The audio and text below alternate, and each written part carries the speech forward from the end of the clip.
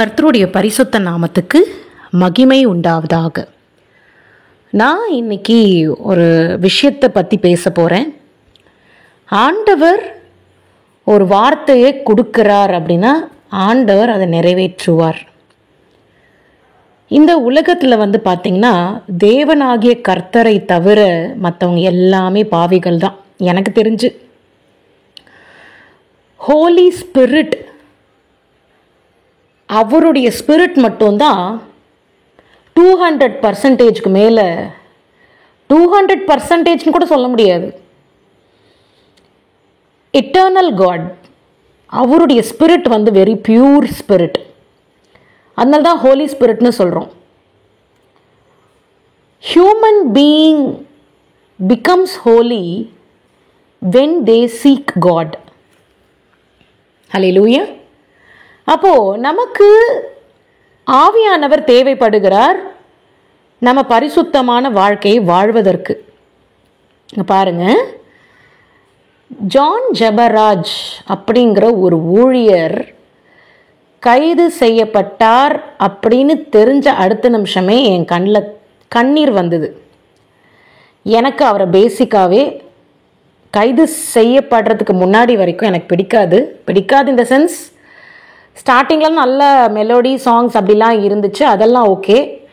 But அதுக்கப்புறம் பார்த்திங்கன்னா கொஞ்சம் டிஸ்கோ மாடல் அந்த மாதிரி இருக்கிறதெல்லாம் எனக்கு அந்தளவுக்கு இவர் ஃபஸ்ட்டு இருந்த மாதிரியே ஒரு பயபக்தியாக போட்டிருக்கலாமே, ஏன் இப்படி மாற்றிட்டாரு அப்படின்னு ஒரு சின்ன ஒரு விஷயம் அவர் மேலே இருந்துச்சு.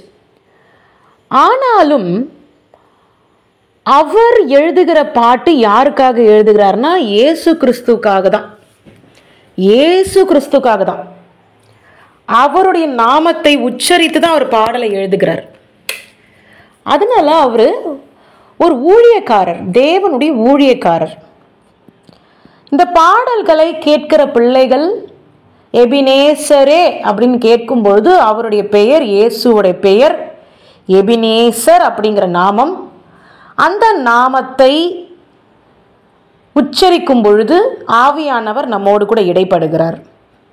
அதனால அவர் ஒரு தேவ ஊழியர். இந்த ஊழியர் இப்போ நான் ஊழியம் செய்கிறேன். நான் என்ன பண்ணுவேன்னா, இன்னொருத்தவங்க ஆண்டவருக்காக ஊழியம் செய்கிறாங்கன்னா அவங்கள மேக்சிமம் என்கரேஜ் பண்ணுவேன். ஏன்னா அவர் கெட்ட பாதையிலையோ இல்லை ஒரு மனுஷனா ஏதாவது ஒரு வகையில் தவறு செய்ய போனாலோ அவர் ஒரு மனுஷன்தான். ஆனால் ஊழியம் கர்த்தர் கொடுத்த ஊழியம்.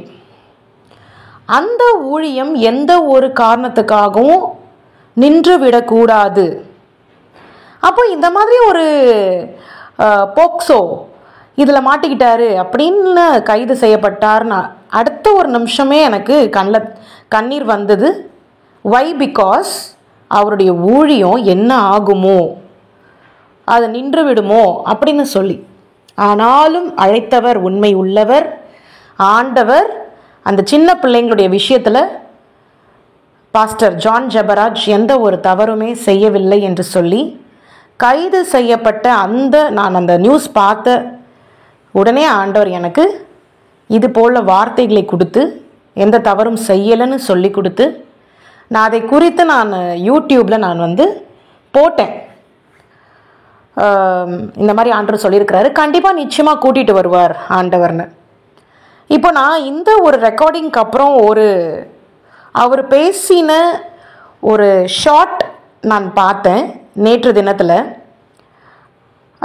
மற்றவங்களாம் சொன்னாங்க அவர் விடுதலை ஆயிட்டாருன்னு. அப்போ கூட எனக்கு அவர் இன்டர்வியூ கொடுக்கணும், அவர் இன்டர்வியூ கொடுத்தா தான் நான் நம்புவேன் அப்படின்னு சொல்லி, ஏன்னா கர்த்தருடைய வார்த்தை எனக்கு கொடுத்துருக்கிறார். எனக்கு அவரை குறித்தான ஒரு ப்ரொஃபஸி கொடுத்துருக்கிறாரு. அவர் வந்துடுவார் வெளியிலன்னு சொல்லிட்டு. அப்போ அந்த ப்ரொஃபஸி எனக்கு நிறைவேறணும். அதுவும் அவரும் இன்டர்வியூ கொடுக்கும்போது தான் அந்த ப்ரொஃபஸி என்ன ஆச்சுன்னு எனக்கு தெரியும். அதனால் நான் வெயிட் பண்ண நேற்று தினத்தில் பார்த்தேன். பின்னாடி அந்த ஒரு ஷார்ட்டும் வருது பாருங்கள். அப்போது கர்த்தருடைய வார்த்தை இப்படிப்பட்டதான வார்த்தை, ஊழியம். இன்னொரு பாட்டு அவர் ரிலீஸ் பண்ணி அந்த டீசர்லாம் வந்துடுச்சு. இப்போ அடுத்து அந்த பாட்டும் பல பேருக்கு ஆசீர்வாதமாக இருக்கும். ஏன்னா ஒரு பாட்டு அப்படிங்கிறது கர்த்தரை குறித்து எழுதுகிறது. இது ஒரு சினிமா பாட்டு கிடையாது, ஹீரோயினை பற்றி வர்ணிக்கிறதோ, ஹீரோனுடைய அழகை வர்ணிக்கிறதோ, ஹீரோயினுடைய அழகை வர்ணிக்கிறதோ பாட்டு கிடையாது. தேவனை குறித்ததான பாட்டு, தேவனுடைய அழகை குறித்ததான பாட்டு. ஸோ அது ஒரு ஊழியம். தேவனை குறித்து சொன்னாலே அது பாட்டின் வழியாவோ இல்லை வார்த்தையின் வழியாவோ காஸ்பலை அறிவிக்கும் பொழுது அது ஒரு ஊழியம். அந்த ஊழியத்துக்கு யார் இந்த உலகத்தில் ஊழியம் செஞ்சாலும் நான் என்கரேஜ் பண்ணுவேன். ஏன்னா நான் வணங்குகிற தேவன் மெய்யான தேவன், உண்மையுள்ள தேவன். அவர்தான் தேவாதி தேவன். அதை யார் சொன்னாலும் நான் என்கரேஜ் பண்ணுவேன். அதனால் ஜான் ஜெபராஜ் அவர்களுக்கு ஒரு அட்வைஸ் என்னன்னா, கர்த்தருக்கு கணம் நீங்கள் கொடுக்குறீங்க, அந்த கணம் பாடலின் வழியாக மக்களுக்கு எப்படி போய் சேருது, பயபக்தியாக போய் சேர்ற அந்த ஒரு விஷயத்தை நீங்கள் பார்த்துக்கிட்டா நல்லாயிருக்கும். டிஸ்கோ மாடலில் இல்லாமல் ஒரு பயத்துக்குரிய விதமாய் போய் சேர்ந்தால் நல்லாயிருக்கும்னு என்னுடைய விருப்பம். மனைவியோடு கூட குழந்தையோடு கூட சேர்ந்து வாழ வேண்டும் அப்படிங்கிறது என்னுடைய விருப்பம். ஏன்னா எல்லாருக்குமே குடும்பத்தில் பிரச்சனை இருக்குது. ஆனால் ஒரு கணவருக்கு ஒருத்தவங்க தான் மனைவியாக இருக்க முடியும், ஒரு மனைவிக்கு ஒருத்தவங்க தான் கணவராக இருக்க முடியும்.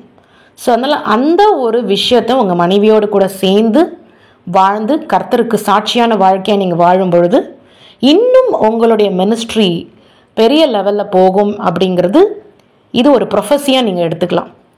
கர்த்தருக்கு கொடாக்கொடி நன்றி. கர்த்தர் இந்த மகனை விடுதலை செய்து திரும்ப ஒரு பாடலை எழுத வைத்து இந்த பாடல் ஒரு மிகப்பெரிய ஹிட்டாக மாறப்போகிறது. இது ஒரு ப்ரொஃபஸி. இந்த பாடலின் வழியாக நிறைய பேர் இன்னும் ரட்சிப்புக்குள்ளே வருவாங்க. இது ஒரு ப்ரொஃபஸி. கர்த்தர் கொடாக்கொடி நன்றி. கர்த்தர் கேட்டுக்கொண்டிருக்கிற ஜனங்கள் ஒருத்தர் தப்பு செய்தால் அவங்களுக்கு ஜெபிங்க, ஃபாஸ்டிங் கூட இருங்க, ஜெபிங்க. ஏன்னா இது ஊழிய சம்மந்தப்பட்டது.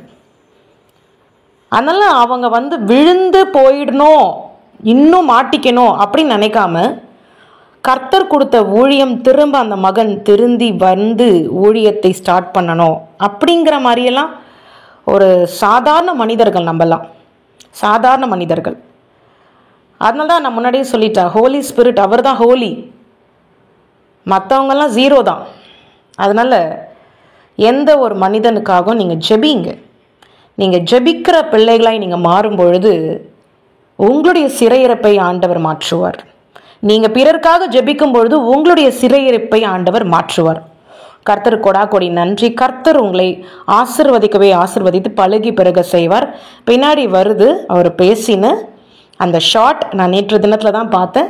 அப்படியே இந்த ரெக்கார்டிங்கோட நான் அட்டாச் பண்ணியிருக்கேன். கர்த்தர் கொடாக்கொடி நன்றி. கர்த்தர் உங்களை ஆசிர்வதிப்பார். இயேசுவின் ரத்தம் ஜெயம். ஹலோ, நான் உங்கள் ஜான் ஜெபராஜ். சிறைச்சாலைக்கு போயிட்டு வந்ததுக்கப்புறம் இப்போ தான் நான் ஃபர்ஸ்ட் எல்லாரோடும் வீடியோ மூலமாக பேசுகிறேன். என்னை நேசிக்கிற உலகம் எங்கிலும் இருக்கிற எல்லா நல்ல உள்ளங்களுக்கும் அன்பு உள்ளங்களுக்கும் நன்றி. எனக்காக ஜெபித்தவர்களுக்கு, பிரார்த்தனை செய்வதற்கு, கடவுளை வேண்டி எல்லாருக்கும் நன்றி. எனக்காக அக்கறை கொண்ட, கரிசனை கொண்ட, என்னை விசாரிக்க முயன்ற, எனக்கு கால் பண்ணி மெசேஜ் பண்ணி என் குடும்பத்தினருக்கு, என்னை அறிந்தவர்களுக்கு ஏதோ ஒரு விதத்தில் தொடர்பு கொண்டு என்னை பற்றி விசாரித்த எல்லாருக்கும் நன்றி. எனக்காக ஜெபித்த எல்லா சபைகளுக்கும், விசுவாசிகளுக்கும், ஊழியர்களுக்கும், நண்பர்களுக்கும் நன்றி. அதே போல என்னை நேசித்து எனக்காக பிரார்த்தனை செய்த எல்லா இந்து குடும்பங்களுக்கும், இந்து நண்பர்களுக்கும் நன்றி. இஸ்லாமிய குடும்பங்கள், இஸ்லாமிய நண்பர்களுக்கு நன்றி. நான் ஏன் இதை சொல்றேன்னா, வெளியே வந்த பின்பதாக என்னை பிற மதத்தினரும் சந்தித்து என்று சொன்னாங்க. நாங்கள் உங்களுக்காக பிரார்த்தனை பண்ணோம் சார், நீங்கள் நல்லபடியாக வெளியே வரணும். அவர்கள் என்னிடத்தில் சொன்னது, எங்களுக்கு தெரியும் சார் நீங்க இதை செஞ்சிருக்க மாட்டீங்க, எங்களுக்கு தெரியும் சார் இது நிச்சயமா வெளியே வரும், நீங்க நீதிமானாய் வெளியே வருவீங்க, எனக்கு தெரியும் சார் சொன்னாங்க.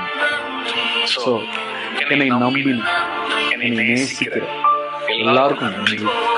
மதங்களுக்கு உட்படாதவர்களும் நான் வெளியே வரணும்னு நீங்க நினைத்த நல்ல எண்ணங்களுக்காக நன்றி. Thank you so much. இந்தியா மட்டுமல்ல, பல நாடுகளில் இருந்து அநேகர் என்னை விசாரித்தீங்க, உங்களுக்கு நன்றி. தமிழ் மாத்திரமல்ல பிற மொழி பேசுகிறவர்களும் எனக்காக ஜெபித்தீங்க.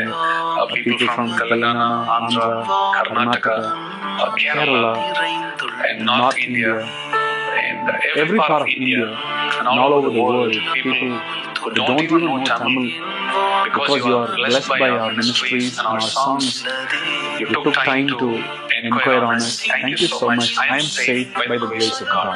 God has brought me out safely and I am saved. Thank you so much. இந்த வீடியோ நான் போட காரணம் வருகிற 22ஆம் தேதி என்னுடைய பிறந்த நாள், அக்டோபர் 22. என்னுடைய பிறந்த நாள் வந்து ஒரு புதிய பாடலை நாங்கள் வெளியிட இருக்கிறோம் என்னுடைய யூடியூப் சேனல்ல. துதிகள் ஓயாது. இந்த பாடலுடைய ப்ரோமோ அநேகர் பார்த்து நீங்க ரியாக்ட் பண்ணுவீங்க. அநேகர் கண்ணீரோட கண்ணீர் மல்க நீங்க வந்து கமெண்ட் போடுறீங்க. அந்த பாடலை குறித்து நான் சொல்லணும். இந்த பாடல் நான் சிறைச்சாலையில் இருக்கும் பொழுது நான் பிரசங்கித்த அநேக பிரசங்கங்கள் எனக்கு ஞாபகம் வந்தது. குறிப்பாக ஆவியானவர்கள் ஞாபகப்படுத்தினார். அதுல ஒரு பிரசங்கம் தான் பேதுருவை குறித்து நான் பிரசங்கித்த ஒரு காரியம், ஒரு தாட். என்னன்னா, பேதுரு ஒரு மீனவன். ஒரு முறை இயேசு கிறிஸ்து இவர்கள் அலையில சிக்கி தத்தளிக்கும் பொழுது கடலில் நடந்து வந்தார். பேதுருவை பார்த்து சொன்னார், பேதுருவே நீ